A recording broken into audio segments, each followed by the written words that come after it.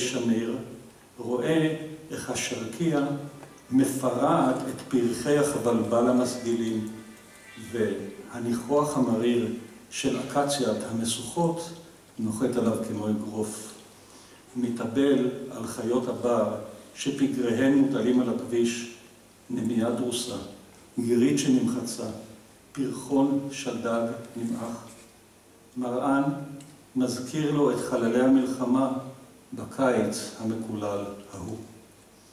וכשהוא מדווש באופניו על גדת נחל אלכסנדר, שפיריות הקיץ מרפרפות סביבו, כמו הצפרירים של ביאליק המלווים את הילד לבריכה שביער, אך בעוד הצפרירים נעלמו בוקר אחד בחייו של הילד ההוא מהשיר זוהר, השפיריות של אלישע נשארות נאמנות לו עד אחרון ימיו, וכשהוא נופל מאופניו על שפת הנחל, הן מעודדות אותו לקום.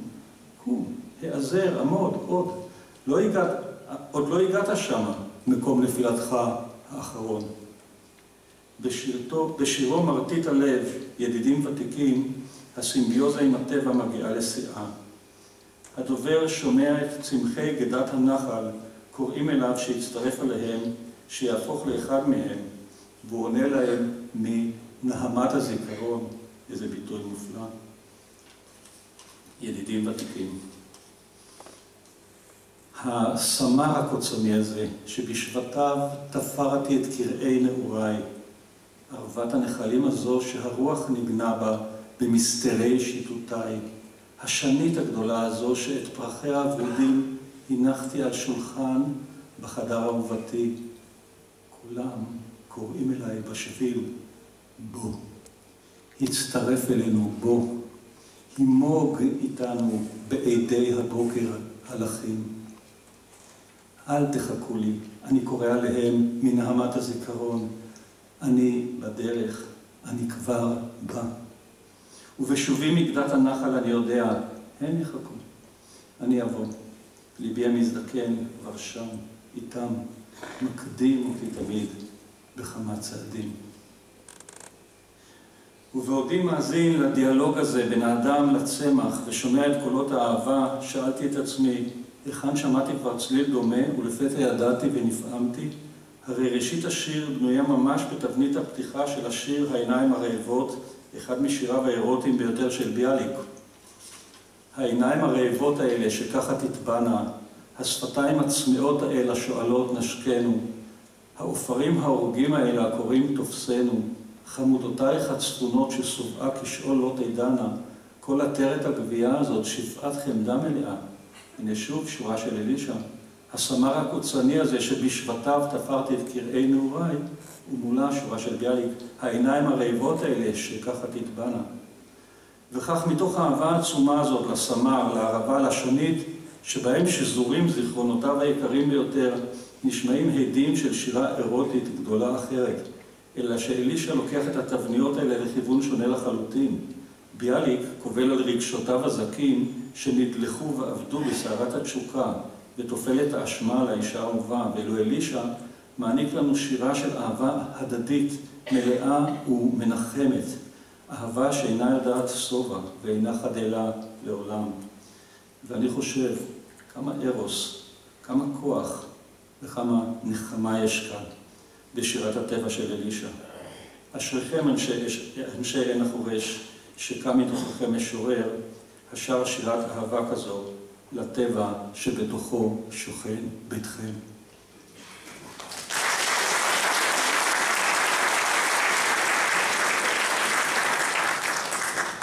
חגי בא מהצפון, ישראל נטע נשברי בא מהדרום. הוא מביא לנו חוויה תנכית.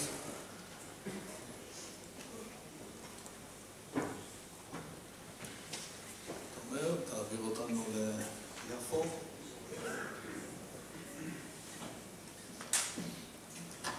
שלום, ערב טוב לכולם.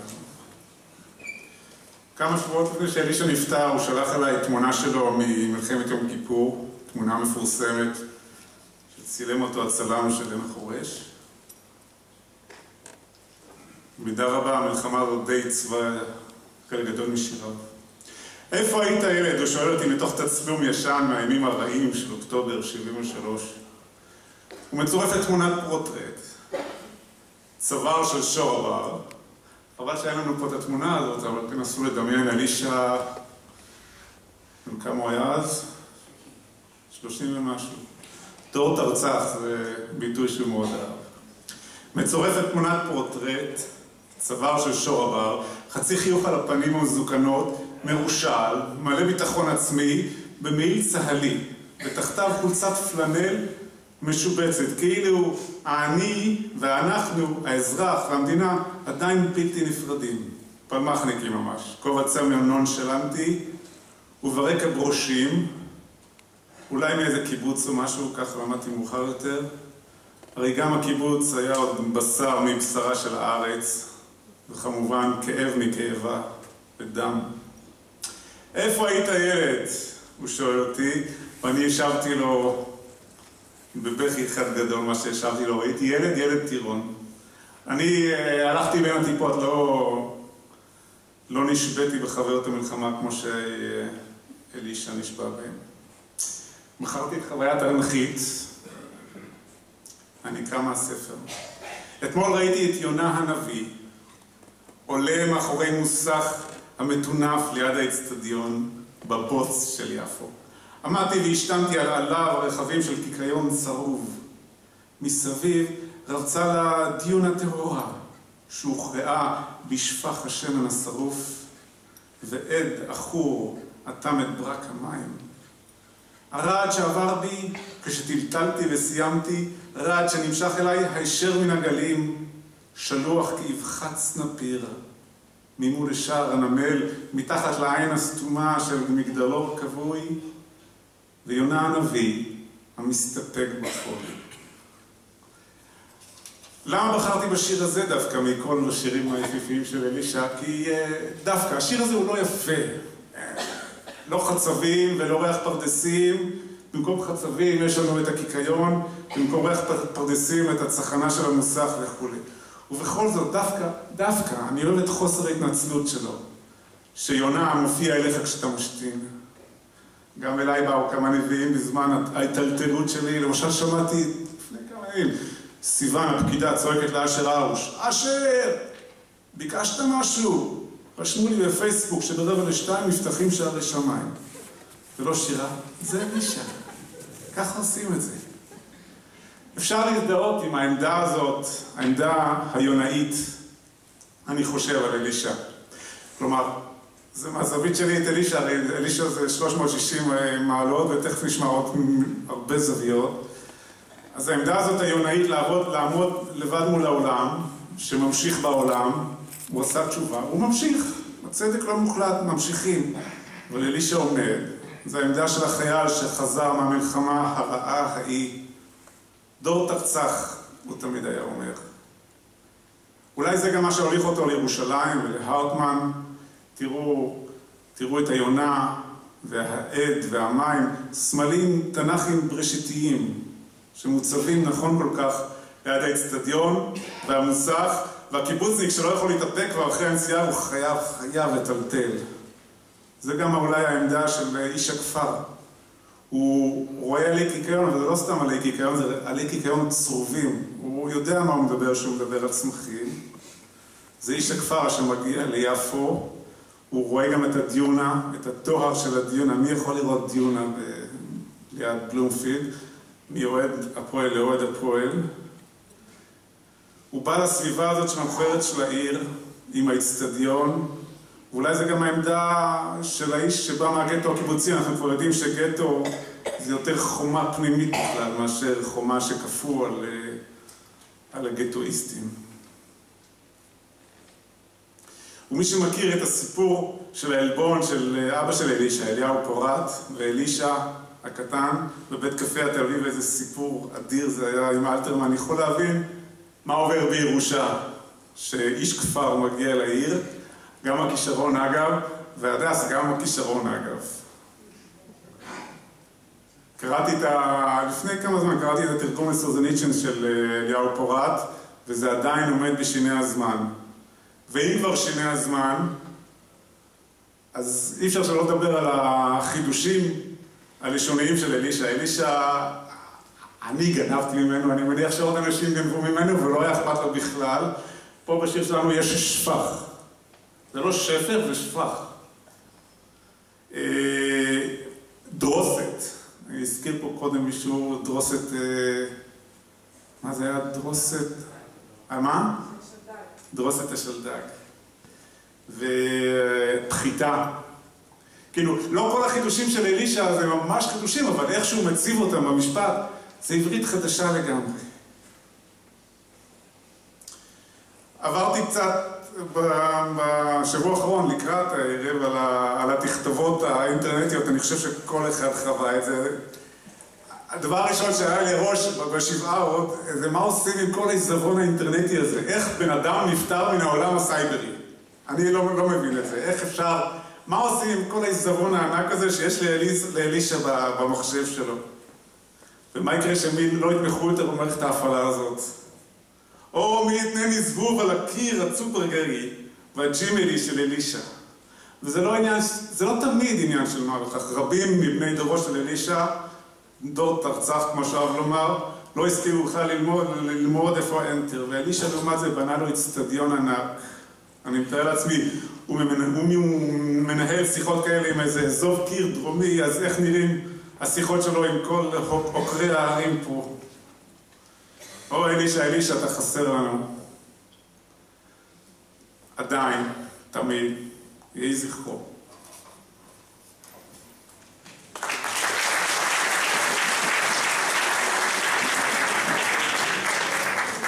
נפילה,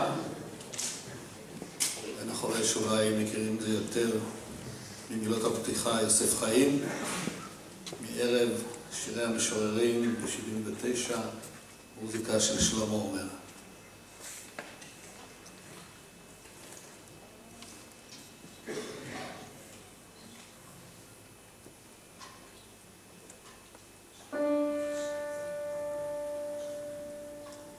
יוסף חיים, אתה שומע? יוסף חיים, האם אתה שומע? יוסף חיים, ממלבדך יודע ששוב אתה נופל החול בשפתותיך. יוסף חיים, אתה שומע? יוסף חיים, הלא אינך שומע? יוסף חיים, ממלבדך שומע ששוב אתה נופל החול בשפתותיך.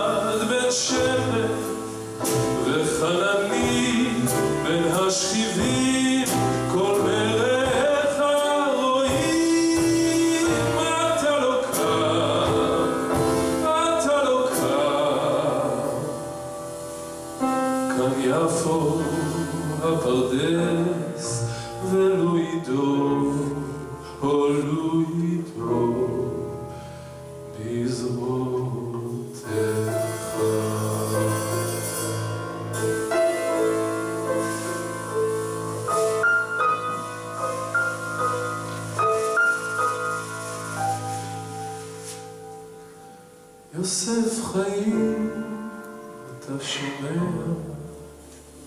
יוסף חיים, הלא אינך שומע?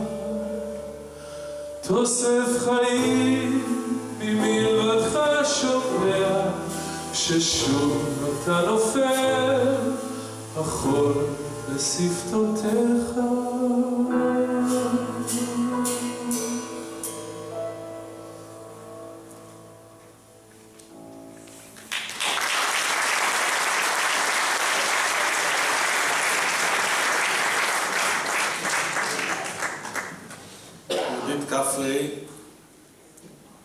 עוד ממשוררות תוצרת הבית הזה, וכמובן בזכות עצמם, והיא מביאה אותנו אל אלחמה.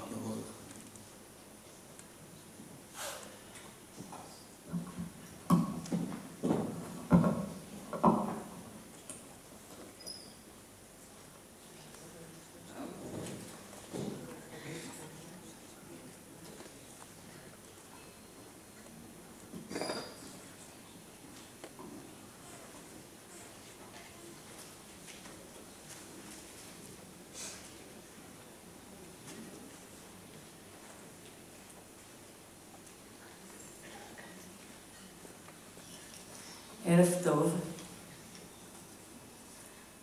אני אדבר על השיר חושניה המסגד, ואחר כך על המסגרת הזאת שקצת קשה לי איתה.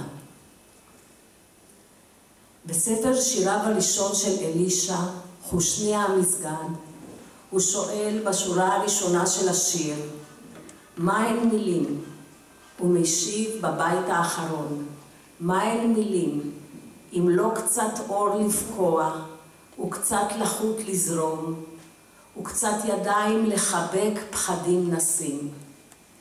רק שקשה מאוד לנוס מהפחדים הקשים האלה, שבהם אולי בעיקר עוסק הספר הזה, ושמקורם בראש ובראשונה אף כי לא רק, באימת המוות של האדם במלחמה. איך עוזרות המילים? קודם כל, אולי על ידי זה שהן מוציאות אל אור היום מהמחשקים של נפשנו, את הכאוס האפל חסר הצורה ומגדירות אותו. כלומר, שמות גדרות להוויית האימה המתפשטת ומאיימת לבלוע הכל. המילים עושות זאת בשילובים שונים של האמצעים הספרותיים בספר הדק הזה שמנסה לעבור מקוטב המוות אל קוטב החיים, לכאורה בלי הצלחה יתרה. אנסה להדגים זאת בהתבוננות בשיר אחד מתוך ה-25 שמכיל הספר.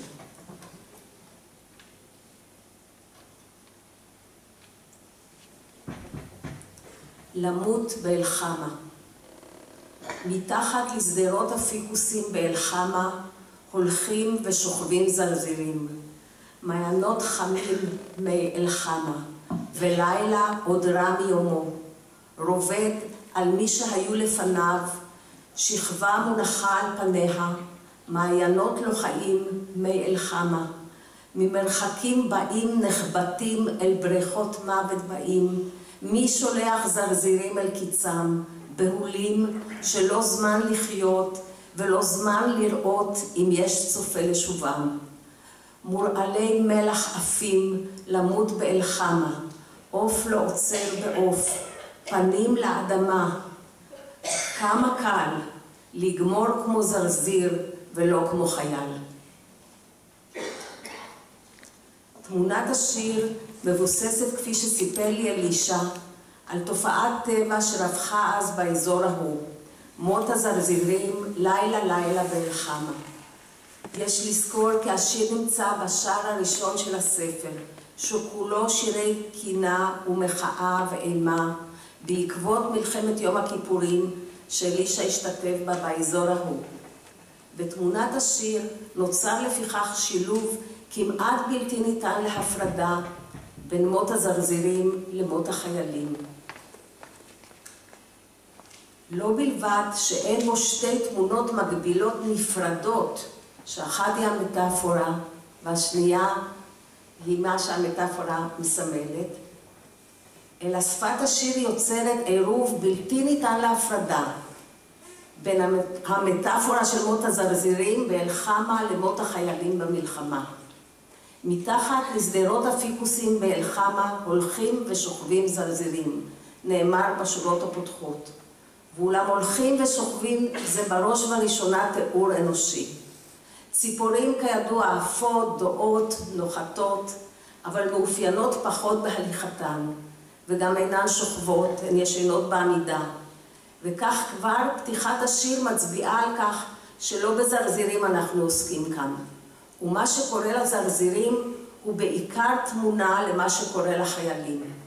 וכעבור כמה שורות שוב, מי שולח זרזירים אל קיצם, בהולים שלא זמן לחיות ולא זמן לראות אם יש צופה לשובם.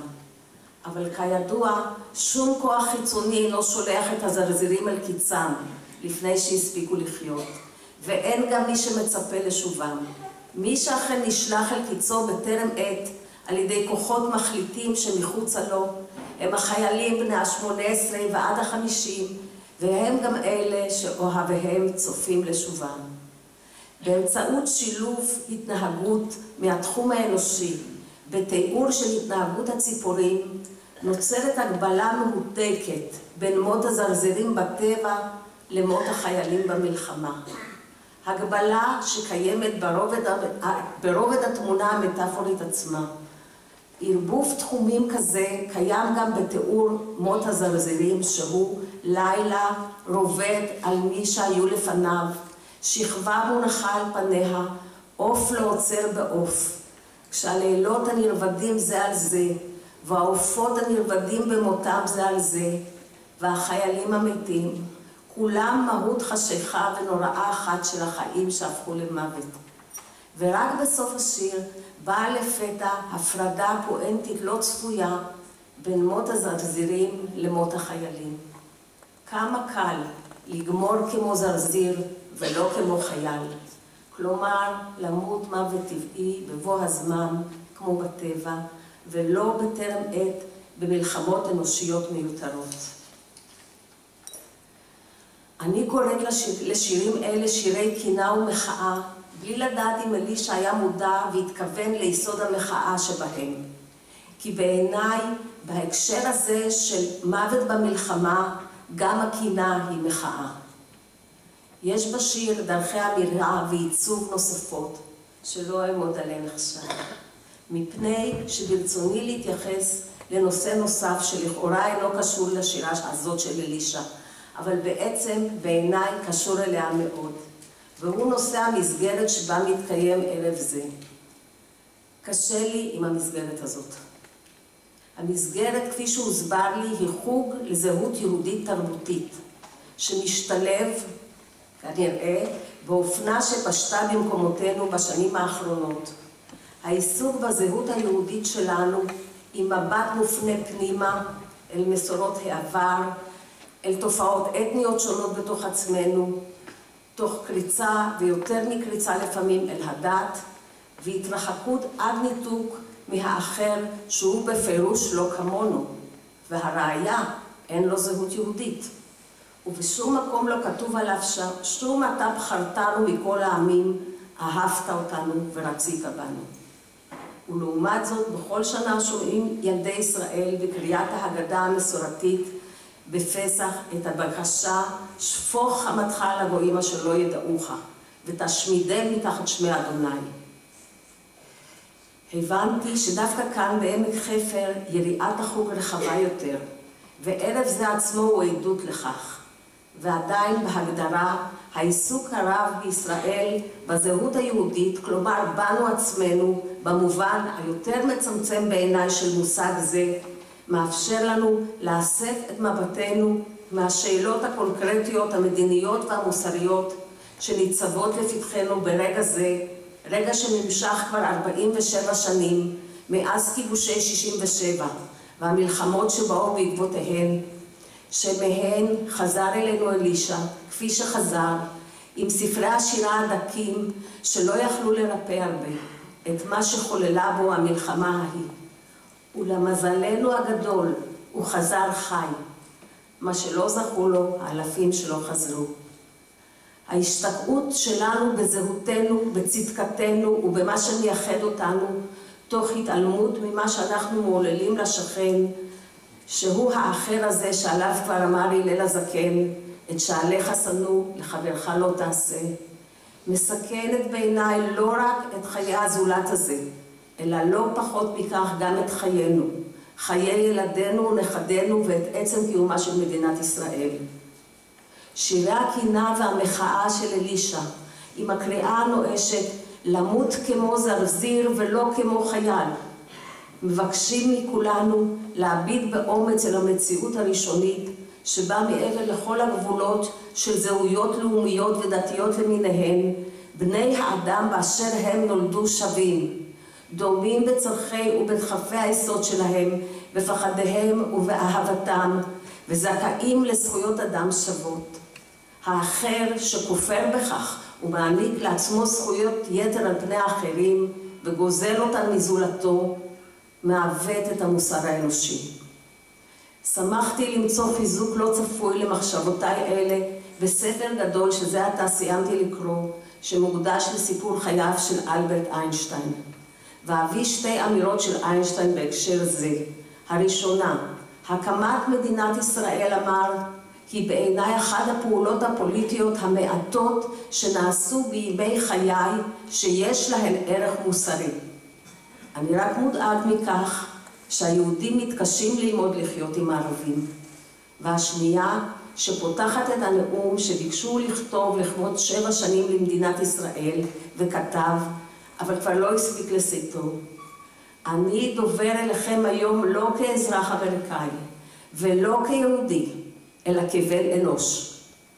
ולסיום, שנכתב עוד לפני שקראתי את דברי איינשטיין, במקום ללמוד את הזהות היהודית במידה רבה על פי העבר והמבדיל, חשוב בעיניי ללמוד את הזהות היהודית החדשה, הנאורה, שמבוססת על הערכים האוניברסליים של דור הורינו החילוני, יחד עם המפעל הציוני הגדול שהם הניחו את יסודותיו בגבולות הקו הירוק. וללמוד גם בד בבד מה שאנחנו מעוללים מעבר